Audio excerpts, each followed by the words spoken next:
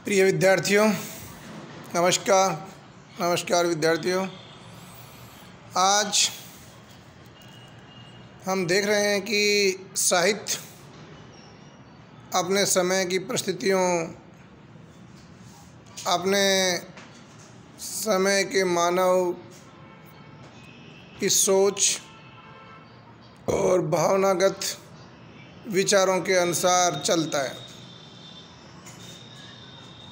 युग बदलता है, भावना बदलती है, मानसिक विकास होता है, वैसे वैसे साहित्य का भी विकास होता है और समय के साथ साहित्य भी बदलता है।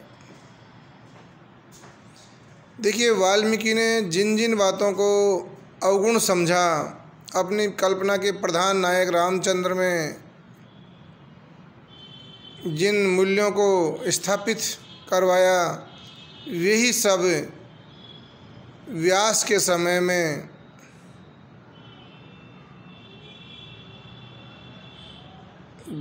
जो अवगुण हो गए,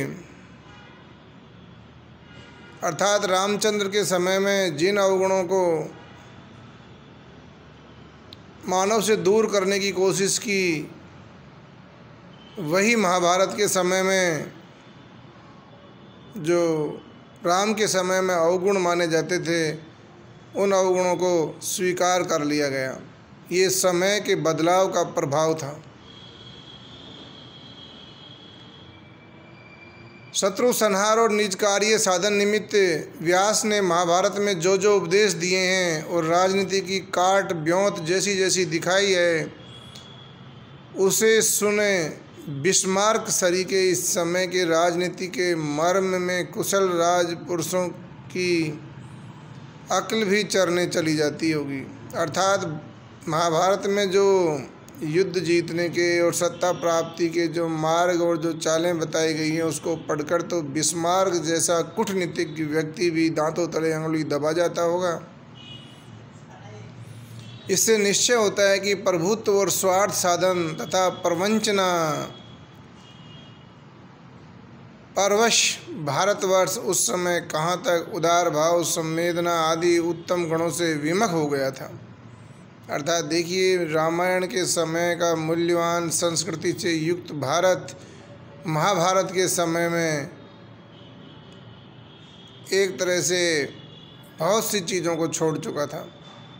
युधिष्ठिर धर्म के अवतार और सत्यवादी के रूप में प्रसिद्ध थे।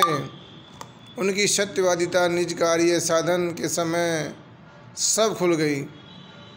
अर्थात महाभारत में एक प्रसंग आता है, आप सब जानते होंगे, कि गुरु द्रोणाचार्य जब पांडवों की सेना का संहार कर रहे थे और ये लग रहा था कि पांडव पराजित हो जाएंगे, द्रोणाचार्य जी अजय हैं, ऐसे में कूटनीति के द्वारा एक षड्यंत्र रचा गया और भीम के द्वारा एक अश्वत्थामा नाम के हाथी को मार दिया गया।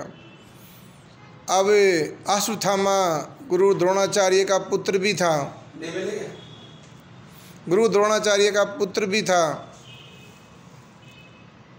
वो बाहर गए, गुरु द्रोणाचार्य का पुत्र भी था। ऐसे समय में यदि अश्वत्थामा पराजित हो जाता है तो और मारा जाता है, गुरु द्रोणाचार्य युद्ध छोड़ सकते थे।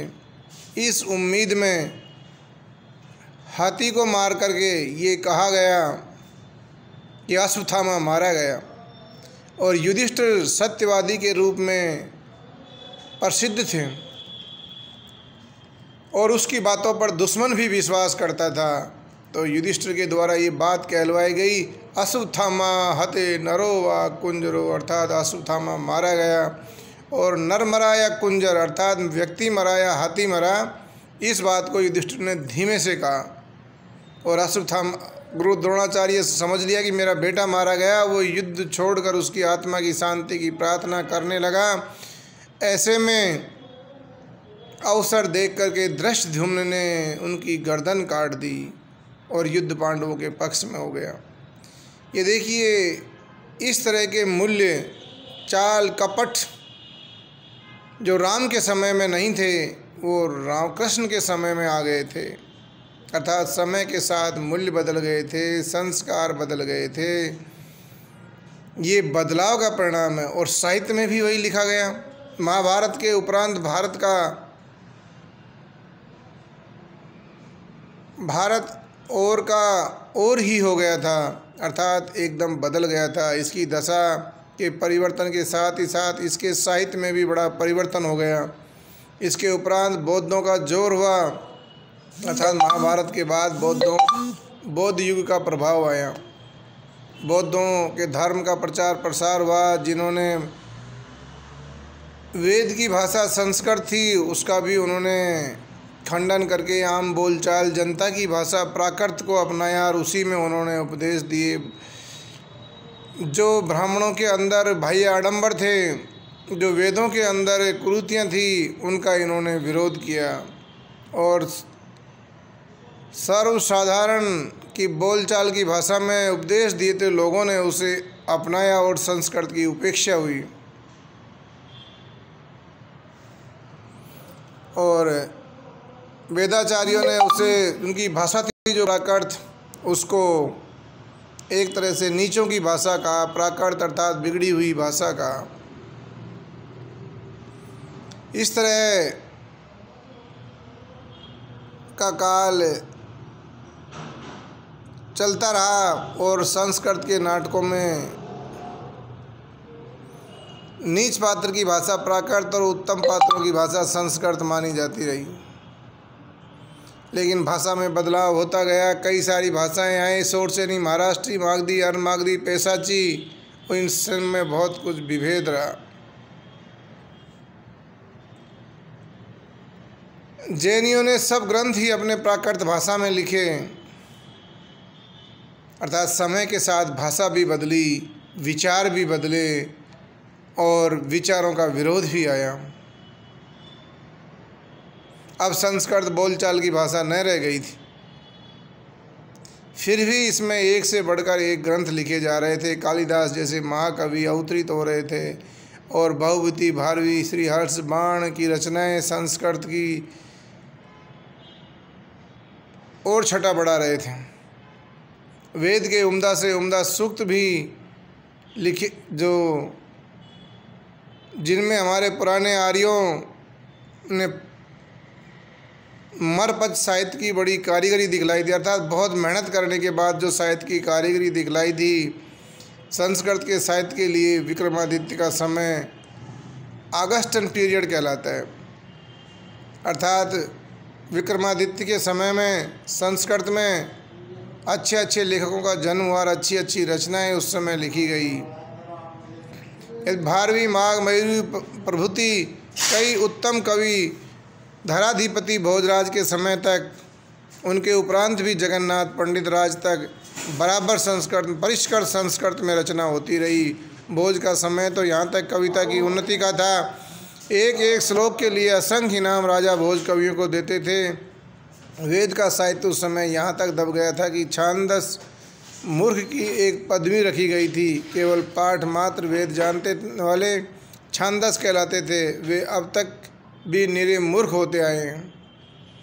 बौद्ध के उच्छेद के उपरांत एक जमाना पुराणों के साहित्य का भी हिंदुस्तान में हुआ, अर्थात अब बौद्धों ने जब ब्राह्मण धर्म का विरोध किया, उनके आडंबरों का विरोध किया, तो अपनी मुहिम के द्वारा इन्होंने बौद्धों को फिर से निकाला और उन्हें अपना प्रभाव उन पर जमाने की कोशिश की और पुराणों की रचना की। पुराण, उपपुराण और संहिताएं ये सब 200-400 वर्षों के हेरफेर में रची गई। अब हम लोगों को जो धर्म शिक्षा, समाज शिक्षा और रीति रीति प्रचलित है वह सब शुद्ध वैदिक एक भी नहीं रही। अब देखिए बदलाव आया। अब वेद की रचनाओं में भी पुराणों द्वारा परिवर्तन किया गया, अपने अपने में नई नई चीज़ जोड़ी गई।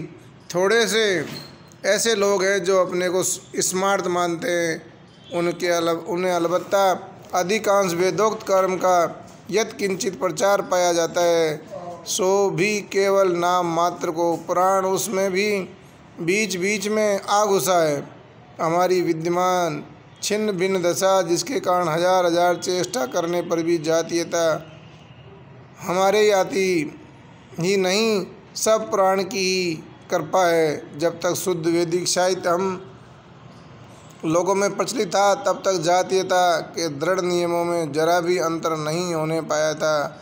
पुराणों के साहित्य के प्रचार से एक बड़ा लाभ भी हुआ कि वेद के समय की बहुत सी घिनौनी रीतियाँ और रस्मों को, जिनमें नाम लेने से ही हम घिना उठते हैं, और उन सब महाघोर हिंसाओं को जिनके सबब से अपने अहिंसा धर्म के प्रचार करने में बौद्धों को सुविधा हुई थी, पुराणकर्ताओं ने उठाकर शुद्ध सात्विक धर्म को विशेष स्थापित किया। अब देखिए धीरे धीरे बदलाव होता गया। बौद्धों ने अपना प्रचार किया, उसके बाद पुराण आए, पुराणों के द्वारा नए नए विचार रीतियाँ आई। उन्होंने वेदों की बहुत सारी चीज़ छोड़ी, बहुत सारी चीज़ें परंपराएं रीतियाँ स्थापित की, और एक तरह से दोबारा शुद्ध सात्विक धर्म की यहाँ स्थापना करने के प्रयास किए गए। अनेक मत मतांतरों का प्रचार पुराणों की करतूत है। पुराण वाले ही पंचायतन पूजन ही तक से संतोष करके रह गए, तंत्रों ने बड़ा संहार किया। अब इसके बाद देखिए पुराणों में एक चीज़ और आ गई, जातीयता, ऊंच नीच का भेदभाव बढ़ गया, जबकि ऐसा वेदों में नहीं था। पुराणों के बाद धीरे धीरे जब लोगों के लिए ये भी कठिन हो गए, तो तंत्र मंत्र की साधना, आसान तरीके से सिद्धियां प्राप्त करने की साधना, भूत प्रेत तक के पूजन, डाकिन साकिन काली भैरव तक की पूजा लोग करने लगे, और तंत्र मंत्र साधना ने मध्य मास का प्रसार किया और लोगों को तमोगुणी और इस तरह के विचारों से जोड़ा, और ये कहा कि ये मध्य और मांस का उपयोग आदमी की पुष्टता को बढ़ाता है, ताकत को बढ़ाता है, जो मांसाहार का प्रधान लाभ है। ये लोग फिर भी वंचित ही रहे। निसंदेह तांत्रिकों की कृपा न होती तो हिंदुस्तान ऐसा जल्द न डूबता। देखिए इन तंत्र मंत्र की दुनिया ने भारत की मूल संस्कृति को समाप्त कर दिया, भारत के मूल्यों को तोड़ दिया, भारत के मूल्यों को कमज़ोर कर दिया, नैतिकता को कमज़ोर कर दिया। वेद के अधिकारी शुद्ध ब्राह्मण के लिए तांत्रिक दीक्षा या तंत्र मंत्र अति निषिद्ध है, और संहिताएं बताती है कि ब्राह्मण के लिए तंत्र मंत्र करना एकदम निषिद्ध है। ब्राह्मण तंत्र के पठन पाठन से बहुत जल्द पतित हो सकता है, यह जो कि किसी स्मृतिकार का मत है। हमें भी कुछ सुक्तिक मालूम होता है। बहुत से पुराण तंत्रों के बाद बने, उनमें भी तांत्रिक का सिद्धांत पुष्ट किया। इस तरह से तंत्र मंत्र समाज को दूषित करने लगे। देखिए कहाँ तो रामायण का युग, कहाँ महाभारत का युग, फिर पुराणों का युग, और इस तरह से तंत्र मंत्र का युग आ गया। जैसा जैसा मानव बदला, मानव की सोच बदली, मानव समाज में जो रीतियाँ नीतियाँ आई, जो परंपराएं आई, जो तंत्र साधनाएँ आई, वही साहित्य में आने लगी। इस तरह से कहते हैं साहित्य समय के साथ बदलता है। मानव हृदय का विकास जिस ओर होता है, साहित्य का विकास भी उस ओर ही होता है। हम ऊपर लिखा है कि हिंदू जाति में कौमियत छिन्न भिन्न होने का सूत्रपात भी पुराणों के द्वारा ही हुआ, क्योंकि यहाँ जात पातियाँ आ गई, बहुत से अलग अलग धर्म को मानने वाले आ गए, शैव शाक्त वैष्णव जैन बौद्ध अलग अलग मत चल गए, आपस में लड़ने लगे कि मेरा इस श्रेष्ठ है, मेरा इस श्रेष्ठ है। ये कह करके आपस में इन्होंने भारत की मूल जो धर्म की जड़ थी उसको कमज़ोर किया। जब समस्त हिंदू जाति की एक वैदिक संप्रदाय न रही, तो वही मिसाल चरितार्थ हुई। एक नारी जब दो से फंसी, जैसे 70 वैसे 80, अर्थात जब एक नारी के कई लोगों से जब प्रेम हो जाते हैं तो स्थिति कैसी हो सकती है उस नारी की और उस समाज की, आप कल्पना कर सकते हैं। वैसे ही यहाँ अलग अलग संप्रदाय और धर्मों से हमारे सभ्यता और संस्कृति का पतन हो गया। हमारी एक हिंदू जाति के असंख्य टुकड़े होते होते यहाँ तक खंड हुए कि अब तक नए नए धर्म और मत प्रवर्तक होते ही जाते थे। ये टुकड़े जितने वैष्णवों में अधिक हैं उतना शैव शाक्तों में नहीं, और आपस में एक का दूसरे के साथ मेल और खान पान जितना कम इनमें है उतना औरों में नहीं। अर्थात ये देखिए जातीयता ऊंच नीच का भेदभाव आ गया, जो समाज की संस्कृति के लिए घातक साबित हुआ। राम के उपासक कृष्ण के उपासक से लड़ते थे, कृष्ण के उपासक रामोपासकों से लड़ते थे, और शैव स्मार्तों से लड़ते थे, इस तरह से भारतीय संस्कृति में खटपट होने लगी। प्राकृत के उपरांत हमारे देश में साहित्य के और दो नमूने मिलते हैं, एक पद्मावत, दूसरा पृथ्वीराज रायसा का। पद्मावत की कविता में तो किसी कदर थोड़ा कुछ रस है भी, पर पृथ्वीराज रायसा की तारीफ़ के लायक कौन सी बात है, यह हमारी समझ में नहीं आती। प्राकृत से उतरते उतरते हमारी विद्यमान हिंदी इस शक्ल में कैसे आई, इस बात का पता अलबत्ता रायसा से लगता है। अब देखिए, भाषा भी बदली साथ साथ। संस्कृत के बाद प्राकृत, फिर आम बोलचाल की भाषा आने लगी, और अब देखिए यहाँ पृथ्वीराज रायसा और पद्मावत की भाषा फिर बदल जाएगी। यहाँ पर एक भाषा की नई परिपाटी यहाँ से शुरू होगी। ये समय के साथ बदलाव का फर्क है, अर्थात शायद जनसमूह के हृदय का विकास है। इस तरह से इन पंक्तियों के